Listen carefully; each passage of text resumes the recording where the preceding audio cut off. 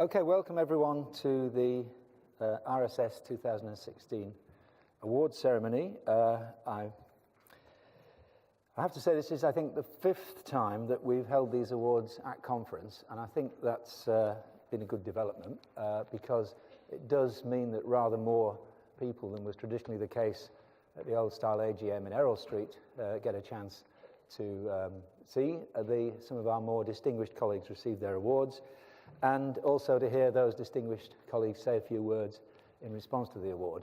I did give the Honorary Fellows this year the opportunity to say rather more than just, thanks to my mother, sister, etc.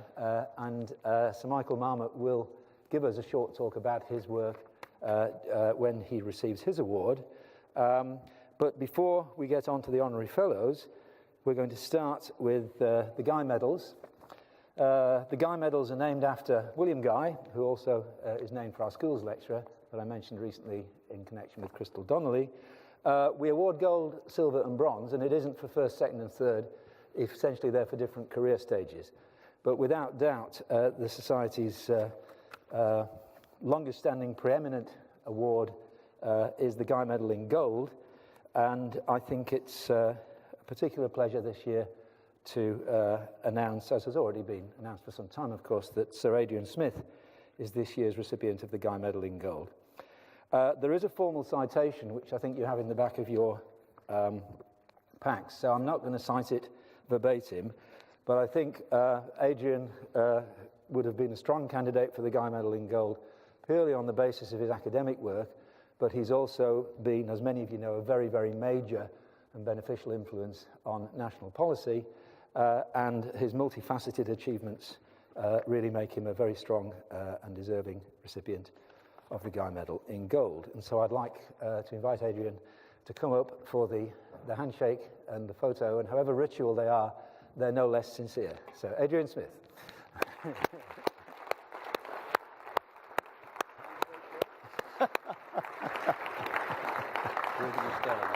We have to stand on the black crosses. You're used to this, I'm sure, in government circles, but first I have to be able to open this box, which presents the Guy Medal in Gold. Thank you very much.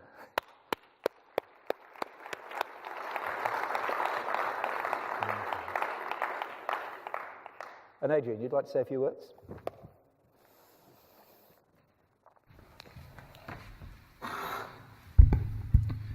I promise it won't be one of those Oscar-like lists of everybody in the world to thank, but thank you in general to the Royal Statistical Society. This is an honour that I'm delighted to receive. There are various honours in life, but an honour from one's own tribe, as it were, is valued above all others. There are huge numbers of people, in one's life that one has to thank. There are random moments when, those of you familiar with the multiverse theory of cosmology, life could have gone in many different paths. In my own case, I was a mathematics student in Cambridge, but a very bad mathematics student because I went mainly to economics lectures and never did understand how gyroscopes rotated on top of gyroscopes and all that sort of thing. And there weren't really careers services in those days, but as you approached your final year, you were offered an avuncular chat with a member of staff who suggested what you might do with the rest of your life. And in my case, it was a wonderful guy who many of you will remember, Bob Loynes. And I admitted to having been a very errant student and having gone mainly to economics and so on, but I was very good at probability. So he ended up deciding that my life should be devoted to statistical decision analysis. He thought that was what I should do. And so I said, where should I do that?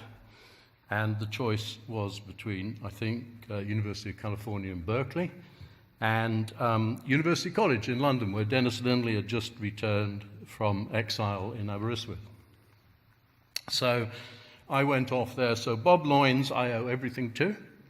And the environment at University College at that time with Dennis Lindley, I owe an awful lot to as well. But also to the Royal Statistical Society. The Royal Statistical Society discussion meetings were just fabulous for somebody young, being exposed to wise elder statesmen and the kind of debates that went on about the nature of our discipline, what was important, what was not important. So the Royal Statistical Society at a very early stage was important to me. And the other person I owe a lot to was John Kingman, who very courageously appointed me to the first ever statistics lectureship in the Mathematics Institute in Oxford when I was still a PhD student. I think that was quite courageous. And later on, again, back to the Royal Statistical Society, I had the honour of being a joint editor of Series B for a number of years. And as many people will know, David Cox in particular, there's nothing like editing a journal to expose you to everything that goes on in the world. And then I was honoured again by the Royal Statistical Society when I was president in the mid-90s. So to everyone responsible for this and to the Royal Statistical Society, thank you very much for life.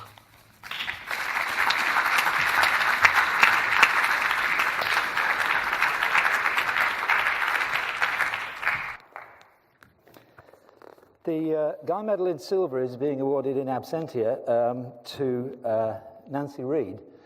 This award is always linked to a meeting, to a paper read, an outstanding paper read at one of the discussion meetings to which Adrian alluded. And in this case, it was to Nancy's very influential paper written jointly with David Cox on parameter orthogonality and approximate conditional inference.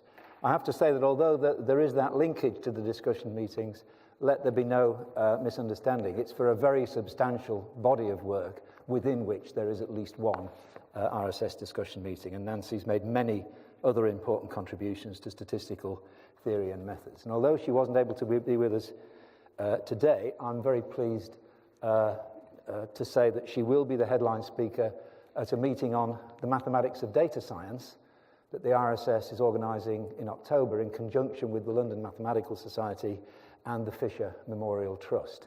And I think that's both a very timely meeting title, and Nancy, I know, will give a very provocative and thoughtful talk. So we will physically present her with the medal when she visits in October. We now move away from the Guys and to the Barnett Award. Many people in the room will have known Vic Barnett, who, apart from having a long and successful career, mostly but not exclusively in academia, was a very long-standing, faithful and versatile servant of the Society, operating in many roles, and in particular was one of the most energetic proponents of our purchase of our own premises in Errol Street, which, whatever its eccentricities, is a situation that is immeasurably better than having had to wander from London College to London College looking for somewhere to hold our meetings. He was also a personal friend, and towards the middle and end of his career, he became increasingly interested in environmental statistical matters, and therefore the Barnett Award, which we established in his memory, is for outstanding work in environmental statistics. And this year's recipient, which is the second time we've made the award, is to Noel Cressy. And Noel has worked, as many of us heard in his plenary lecture this morning, in environmental sciences broadly interpreted. Vic was also head of the Rothamsted Research Station Statistics Department for some years, and Noel was making connections this morning between physical environmental processes and agricultural processes and the similarity of the statistical problems that arise there. Noel will be known to many for his authoritative and, I think, close to 1,000-page book on spatial statistics, but he's published very, very widely, and in particular, I say, has been deeply involved in important problems in the physical environmental sciences. So it's I've known Noel for 36 years, and it's a great pleasure again to invite him to come to the front and receive his Barnett Award. Noel Cressy.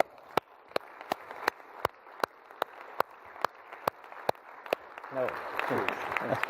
Okay. For you. Thank you.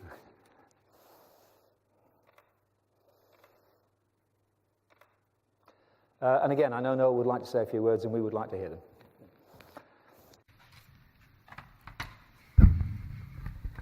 Well, I'd like to thank the Royal Statistical Society for this award.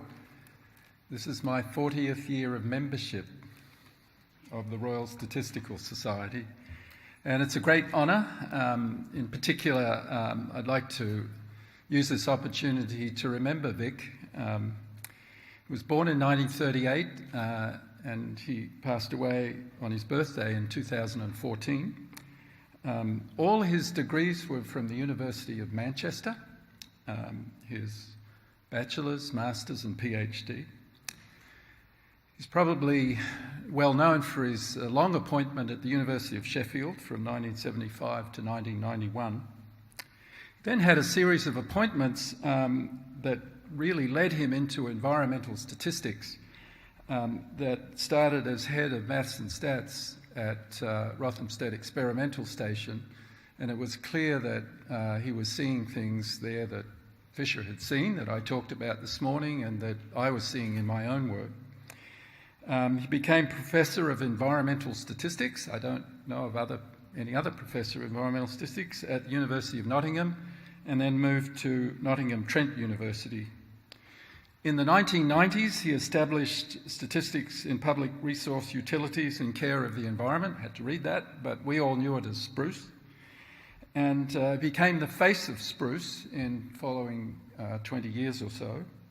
A particularly memorable conference that both Peter and I attended was in Mérida in Mexico, and we were reminiscing a little bit about that particular conference and how our young children were there, and that was quite some time ago, wasn't it, Peter? So Spruce actually lives on through this Barnett Award. I understand that the resources from Spruce have been used to fund the Barnett Award. So, in a sense, we are still living, Vic's legacy through Spruce. Vic was enormously prolific, and we shared several research interests. I couldn't help but I have to point out that we were both working in two-dimensional random walks with reflecting barriers as part of our initial research. And my first paper was actually in the Journal of Applied Probability, building on Vic's paper, which was on two-dimensional random walks for absorbing barriers. I've had no citations of that paper yet. Perhaps I will after I've mentioned it. But I don't expect any, but one always remembers one first paper, right? So in environmental statistics, we sort of grew into the area at around the same time.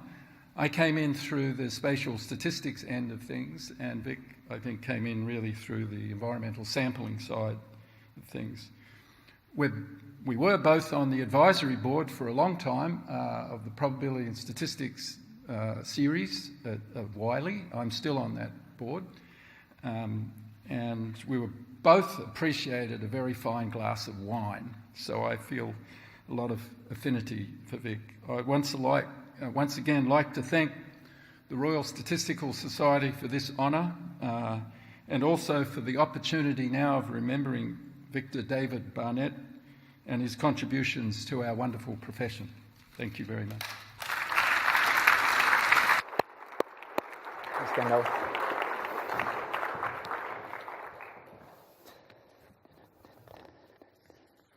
Our newest award is the Mardia Prize, and the name Mardia is in itself extremely well known in statistics, not just in Britain but worldwide, and it is through County Mardia's personal generosity that this award exists.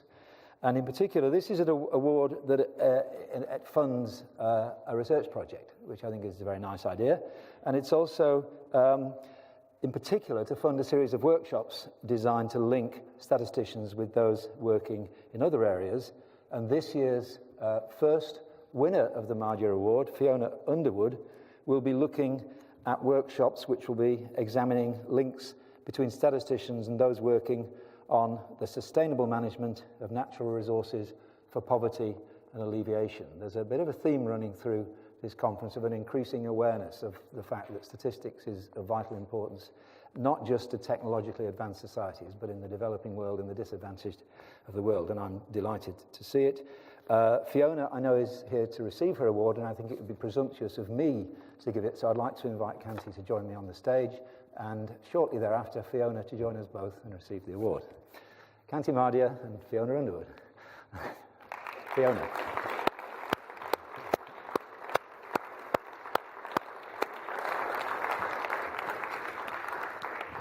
For you to deliver.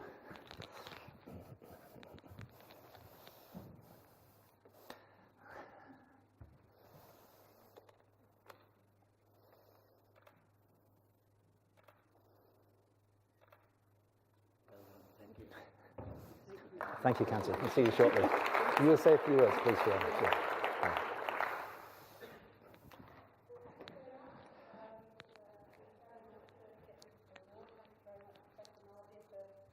For providing the opportunity to develop these workshops. I'm really excited about the opportunity to do it. The workshops were developed with what was the International Development Working Group of the Royal Statistical Society, and it's now the International Development Section of the Royal Statistical Society, so thanks for their help. And one of the aims of the workshops is to help, is to meet one of that section's aims, which is to stimulate academic research on statistical issues related to international development. I thought, as it's more, unlike everyone else, I'm getting an award for something I'm going to do rather than something I've done, so I thought it'd be more useful to say very briefly what the workshops are going to be about. As Peter said there on the sustainable management of natural resources for poverty alleviation, and natural resources are really, really important as a contribution to livelihoods of people living in rural communities in poor countries. So, for example, there might be woodland areas in a particular country, and people who live in and around those areas might rely on those woodlands for food supplies, for example, fruit or maybe protein from various animals. For fuel, so it might provide firewood, and income as well. They might harvest honey, or they might make charcoal. So clearly there's already a challenge for local communities, governments and scientists to ensure that these resources are managed sustainably to help provide those livelihoods over a long period of time, but they often have other conflicting things going on. So, for example, the woodlands might be of global conservation priority. They might have species within the woodland which are protected, so there are big restrictions on what you can and can't do. There's often population pressures, encroaching agriculture competing for the area, and of course we have climate change, which is also leading to some effects. In the last few years there's been increased funding to both in the international development community and in the research community to try and find solutions and strategies to help manage these resources effectively. For example, in the UK there's the Ecosystem Services for Poverty Alleviation Research Programme, ESPA, which is jointly funded by the Department for International Development, NERC and ESRC. And many of their projects are really interdisciplinary, requiring integration of issues about the physical environment, biological, social and economic processes and their interaction. So many of their projects have what I would say are a number of statistical challenges, and just to name two or three, often you're trying to understand that whole system altogether, multiple outcomes of interest, multiple potential drivers and very complex causal pathways. You're trying to understand that system as a whole. Often you're trying to synthesize many different data sources, for example, biological survey data, household survey data, official statistics, satellite data, and maybe more informal knowledge collected from local communities as well. All of these are often on very different spatial and temporal scales and of varying quality. And sometimes you also need to collect more data that might be on things that are quite difficult to collect and measure, for example, poaching, difficult to measure poaching, for example. So I think although there are a lot of statistical challenges, surprisingly there aren't many statisticians involved in these projects at the moment. And so the aim of these workshops is to try and bring these communities together, because I think both sides can benefit from the collaboration. So we're aiming to have a series of 3 workshops. A couple are very small, the beginning one to identify themes and direction, but a second larger workshop which will be open to the broader communities to test these ideas out, discuss ways of dissemination and further collaboration, and a final small workshop to bring it together and look more generally at ways forward and how we can build this area in the future. So watch this space, I suppose. If anyone has any feedback, thoughts, they would all be welcome. And once again, thanks very much to Mardia and the RSS for the award. Thank you. Thank you.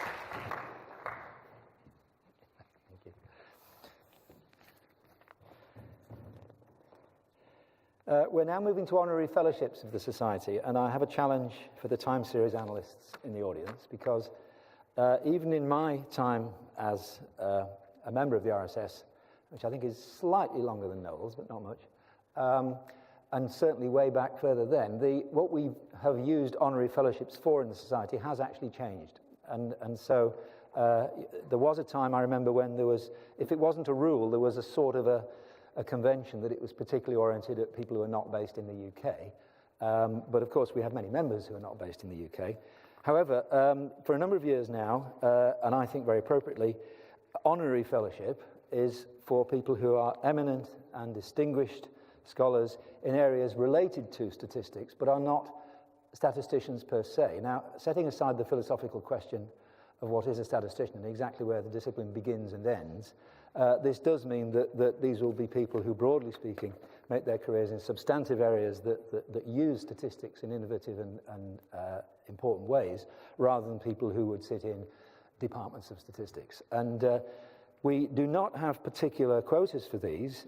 We try, to the best of our abilities, to award them strictly on merit. And this year we have 3 awards of honorary fellowship, which I suspect is another change point in the time series, but that people can check the records and see if that's true. And the first of our honorary fellows tonight is Sir Tony Atkinson, who has done path-breaking work in social economics, the social coming in again, in particular the measurement of inequality and its wider implications for society as a whole. His research is rooted in important substantive questions and informed by the rigorous application of statistical method to extensive sources of data. So Tony Atkinson.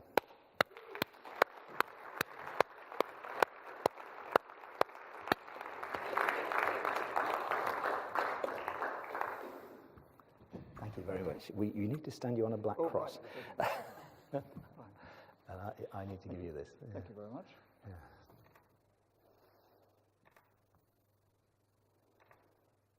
And would you like to say a few words? Yes. Certainly, yes. Okay.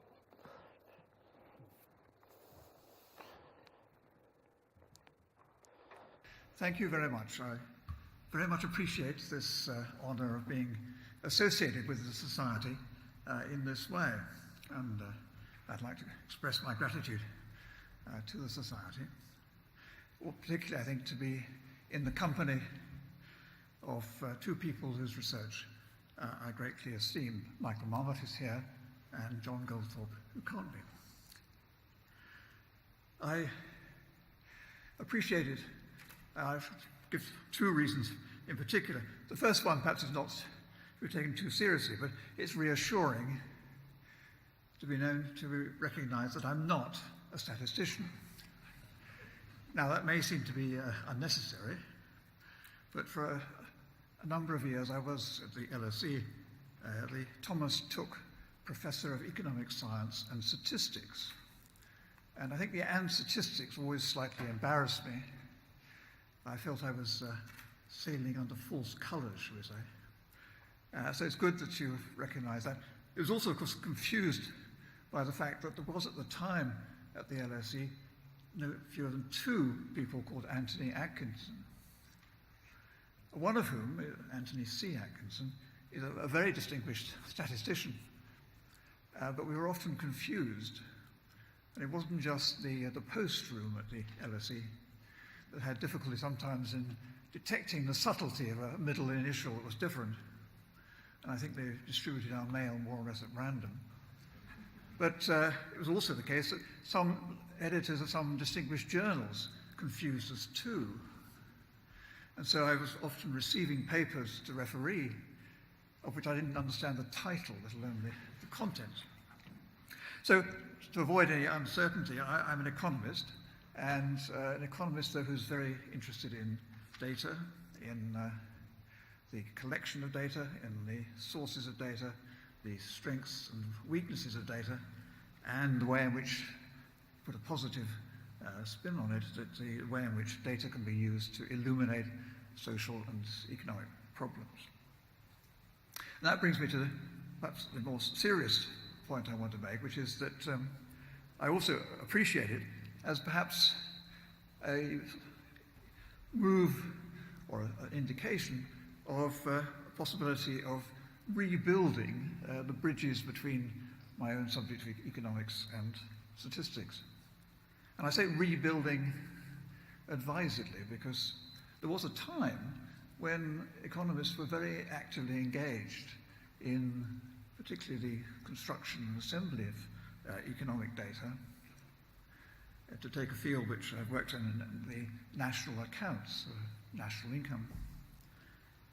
In the post-war period, distinguished economists like Richard Stone or John Hicks or James Mead were all actively working on how you defined and how you constructed the national accounts. And in the United States, people like Simon Kuznets. And at that time, or a bit later when I was a student, we had to do courses on how you measured national income. Now today, I'm afraid that's all gone. Students are perhaps exception in some places.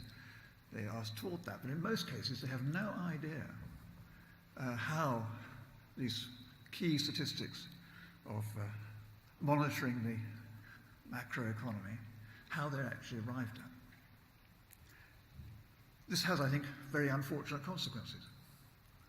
Just to give an example, when I was working on a report for the government, for the ONS, on how you measure the output of the public sector, which was a quite controversial subject, we discovered early on that if you compared United Kingdom and United States, half the difference in the growth rate of this country and the United States, half the difference. The United States was growing faster, but half of its advantage, as it were, came simply about because they measured the output of the public sector by the inputs that went into it. They assumed input equals output.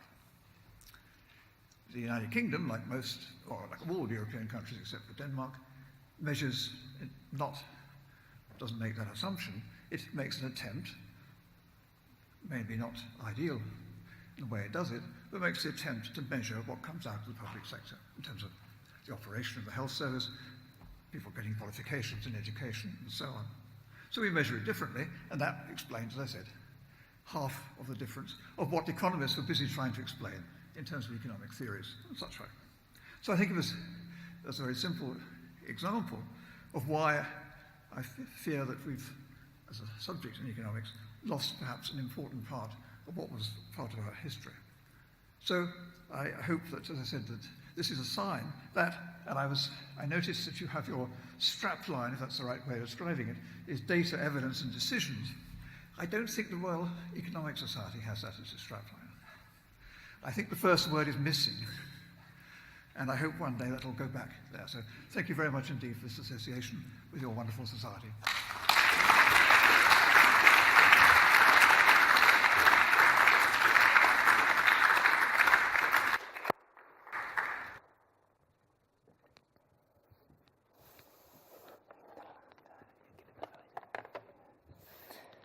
Now, our second Honorary Fellow is also, well, I hesitate to define definitions, but broadly speaking, an economist. John Goldthorpe, we selected for his pioneering work on intergenerational mobility among social classes, represented well by two highly influential collaborative books, Social Mobility and Class Structure in Modern Britain, and The Constant Flux. And the Goldthorpe class scheme defines social class in a sociologically coherent way, based on employment relations, and it gave a clear conceptual basis for reform in the 1990s of the UK's official classification of occupations, resulting in the National Statistics Socioeconomic Classification that has been in use since the 2001 UK census. And you will note the very strong link here, social science and statistics. In many ways, statistics is as much a social science as any other kind of science, and we're very happy to honour John in this way. As Tony has already mentioned, he's unable for personal reasons to collect the award this evening, but I know through correspondence with him that he's both genuinely sorry that he isn't here and deeply appreciative of the award. Our final award tonight is our third Honorary Fellowship, and this is awarded to Sir Michael Marmot. We're again in the area here of appreciating, understanding, forcing other people to understand, face up to the implications of, and hopefully do something about the negative effects of inequality in society at large and in particular communities. He's well known not only for his academic work but also for his very well-received popular science accounts of his work. His team has provided a practical framework for performance monitoring of England's social determinants of health and of health inequalities. And I'm very pleased not only that he's come here despite having been in Tokyo yesterday and feeling, I think, a little tired, so we're hoping to get him home well before midnight, but he's also kindly agreed to speak a little bit about his work, and so we will start with the formalities and then we'll have an opportunity to hear a little bit of what Sir Michael gets up to in his day job. Sir Michael Marmot.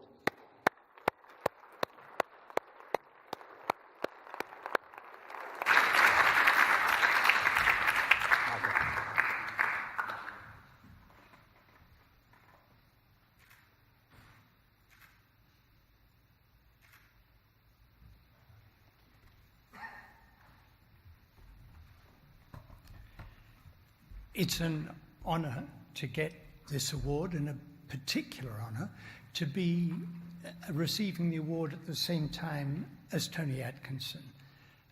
When, as I'll tell you in a moment, when I did my English review of health inequalities, I asked Tony Atkinson if he would serve on the review panel, and to have such a distinguished and knowledgeable person about inequality serving on the panel.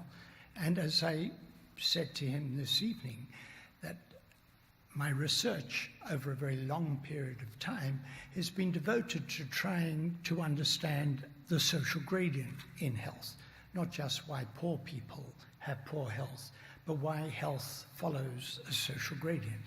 It started with the Whitehall studies of British civil servants, and I've suggested in the past that if you show people the social gradient in health, the link between where you are in the social hierarchy and health, if an individual shown that gradient says, health causes social position, that person, it's a good screening test, that person's an economist. And it's actually a better screening test than prostate cancer, fewer false positives and false negatives. But there are some distinguished exceptions, one of whom is Tony Atkinson, another is Amartya Sen. And in fact, I've been thinking for a very long time about the causes of inequalities in health and publishing a lot on it, and more recently saying, what can we do about it? I've been thinking about data, evidence and decisions, been thinking about how evidence can influence policy. And I've been told I'm totally naive. One advisor to Her Majesty's Treasury told me that if the Treasury wants to do something, they don't ask for your cost-benefit analysis, they just bomb Libya or whatever it is they wanted to do. If they don't want to do it, they ask, where's your cost-benefit analysis? And then they send you away for decades to come up with the rationale, and life's moved on. And thinking about how evidence gets into policy, I went to a London bookshop recently and asked, did they have a book on bullshit? And the clerk said, we have a lot of those here, sir. You might start in political biography, autobiography. And I said, no, you misunderstand. I want the book on bullshit by Harry Frankfurt, emeritus professor of philosophy at Princeton, who wrote a book with that title, and it seemed to me peculiarly appropriate to what's happening in public life at the moment. A lot of people have written and talked and stressed about post-fact politics, and I cling perhaps to the naive assumption that evidence really matters and that we can do better than post-fact politics. Evidence really matters. I chaired the WHO Commission on Social Determinants of Health. In fact, the genesis of this commission was sitting at high table at Trinity College, Cambridge, with Amartya Sen, and Jeff Sachs had published the Commission on Macroeconomics and Health.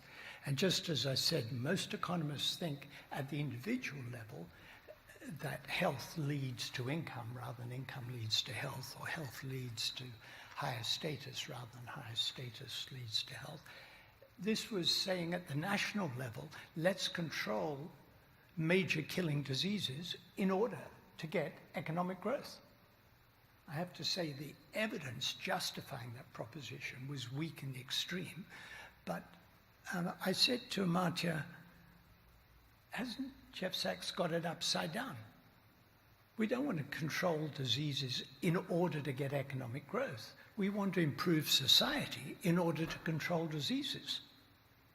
Surely, better health is a better societal goal than economic growth. Economic growth might be a means to an end, but I didn't study medicine because I wanted to help the economy grow. I studied medicine because I wanted to help people get well. And I went into public health because I wanted to help societies get well. And if economic and social well-being is a way of achieving that, great. But not the other way around. And Amartya said, I agree with you. And it might be good to get WHO backing. So we formed the Commission on Social Determinants of Health. Amartya Sen was a member. And we said that inequalities in health between countries and within countries are related to the conditions in which people are born, grow, live, work, and age, and inequities in power, money, and resources that give rise to inequity in the conditions of daily life.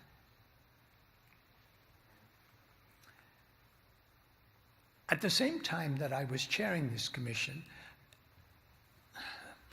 as chance would have it, I was chairing the World Cancer Research Fund panel on diet, nutrition, and cancer. And the contrast with the kinds of evidence we had for these two activities was really quite sharp. With the Diet Cancer Report, we commissioned systematic literature reviews from, I think, 18 universities around the world. They screened 22,000 publications. They whittled it down to 7,000. We came up with criteria of convincing, probable, possible, and limited. And we made recommendations only where it was convincing or probable. Almost no randomized controlled trials, but we did have very detailed and systematic literature reviews and very sharp criteria for how we would form judgments. When it came to the Commission on Social Determinants of Health, I said that I wanted to be able to justify every statement we made in our report, but the evidence base was really weak compared with the Diet Cancer Report. Yet, I can, to my satisfaction at least, justify what I said a few moments ago, the conditions in which people are born, grow, live, work, and age, and inequities in power, money, and resources that give rise to inequities in the condition of daily life. When we published our report, one country said This is ideology with evidence. I think it was meant as an insult. But I used it in the introduction to our English review, as Tony will probably remember, and I took it as praise. I said, we do have an ideology. Systematic inequalities between social groups that are avoidable by reasonable means are unjust. And putting them right is a matter of social justice. But the evidence really matters. A lot of useless things are done in the name of good intentions. A lot of harmful things are done in the name of good intentions. So the evidence really matters.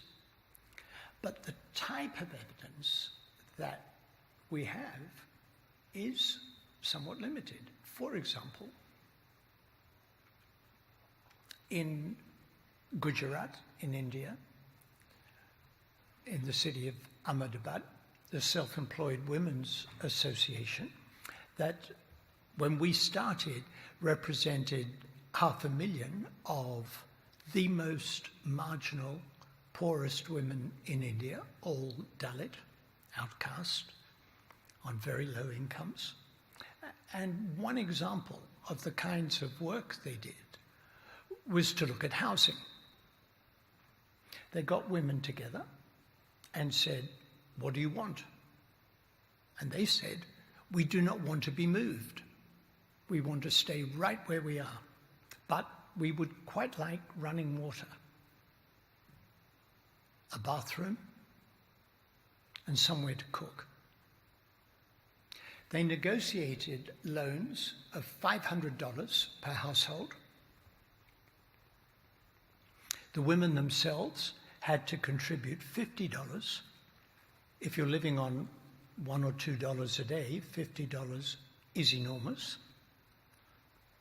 I have nice before and after pictures of what this looks like before and after these shanty towns. And the women no longer had to stand in long lines to collect water. The rate of gastrointestinal disease in the children went down. Now, if you came to me and said, yeah, but how good's the evidence, really? Have you got a test of statistical significance? Nope, I haven't.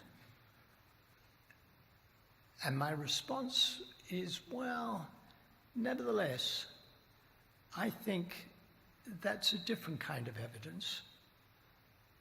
But there's an important principle here, empowerment of women, actually trying to work with the community rather than coming in from the outside to impose on it. Yeah, it would be great if we could really get the hard evidence that was making a difference, that reduction in waterborne disease in the children really could be attributable to the change. But it's entirely plausible, and there are a lot of other good things that happened as a result. So I've got really, really sloppy. As I said at the beginning, I published a lot of papers, and you've got to be very precise. And I'm an epidemiologist. But I got really sloppy. I even accept case studies. Wow, that's really naughty. So, for example, one common political reaction people give is that the poor are responsible for their own misfortune. And ill health is because the poor don't know how to look after themselves. In my book, The Health Gap, I tell the story of Jimmy growing up in Calton in Glasgow. When we published the report of the WHO Commission on Social Determinants of Health, I was trying to make the case that we should make common cause between the inequalities in health between countries, particularly low income versus high income, and the inequalities within countries. And in Glasgow, life expectancy for men in Calton at that time was 54, and in Lenzie was 82. 28-year gap in male life expectancy. In Glasgow. And a detective chief superintendent who was interested in prevention of homicide in Glasgow came knocking on my door and said, "We see the world in the same way.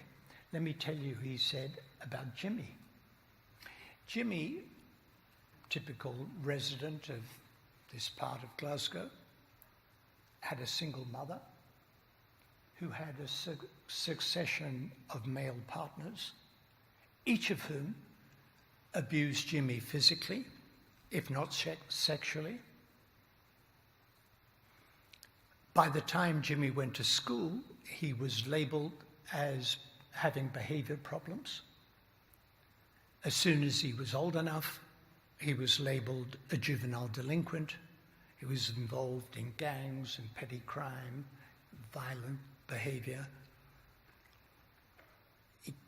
When he left school, he'd never had a steady job. His diet, if you could call it that, was pub food and fast food and alcohol, involved in drink and drugs, had a succession of short-term girlfriends, but each of them threw him out. There was a question of alcohol-fueled violence. If you were of the persuasion that said that Jimmy was responsible for his own ill health, I invite you to conduct the thought experiment. Go to Calton in Glasgow and say to Jimmy, "You really shouldn't smoke, Jimmy, and eat a sensible diet, get a job, pull your socks up, stop abusing your girlfriends, lay off the drugs." I wish I could do a Glaswegian accent. You could guess the second word that Jimmy would say to you would be off, and you can imagine what the first one was. This is ridiculous. I think case studies like that knock on the head the idea that Jimmy's responsible for his own ill health, Jimmy's tragic life history. Now, I've got a good deal of evidence. I talked to the experts on early child development, showing the social gradient in early child development and how that relates to school performance, how it predicts violent behaviour and the like. So I've got a good deal of good, solid statistical evidence to support it. But I think the Jimmy anecdote really make the case for what we're trying to do and what we're trying to talk about. I think what I bring to the policy debate is not, I have no idea how you do the skullduggery of politics. If that's how you get policy change, count me out. But I have been going around the world trying to get countries to take seriously the evidence on social determinants of health, and many of them are taking it up. I had a phone call, for example, from an official in the Ministry of Health in Norway. I had been quoting the Norwegian foreign minister because at a meeting he said, the foreign minister said, "I am a health minister," because what I do in my day job impacts on health. All ministers, he said, are health ministers because what they do impacts health. And she said, "You've been going around the world quoting our foreign minister, saying he's a health minister. Well, he now is our health minister, and he'd like to meet you." So I went to Oslo and met him, and we talked about how you need action across the whole of government to deal with inequalities in health. And they're doing it. I've lost count of the number of countries that are now taking this up, but they are. So that's a long way round from saying that when I started in research, statistics were my constant companion. I couldn't have done anything without statistics one way or another. They're still my constant companion. I think evidence matters. I think the light is better than the dark. We may be in post-fact politics. There may be a lot of BS around, but I think those of us who are concerned with data and evidence and decisions have a crucial part to play in creating a better and a fairer world. And I'm very grateful for this honour.